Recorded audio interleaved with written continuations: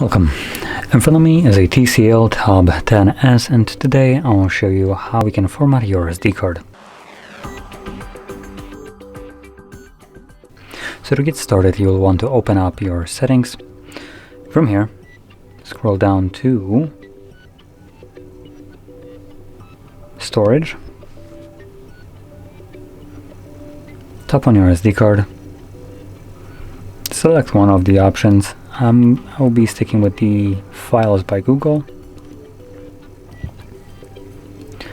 And in here you want to tap on the three dots, go to Storage Settings, where you will find Format option.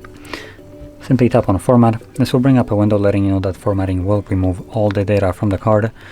So if there is anything that you'd like to keep on that card, do make a backup copy of it before you begin, otherwise the data on it will be completely erased.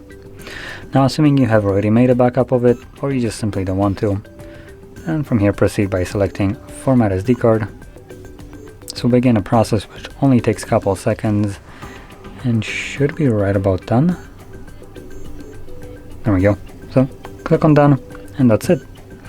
So if you found this very helpful, don't forget to hit like, subscribe, and thanks for watching.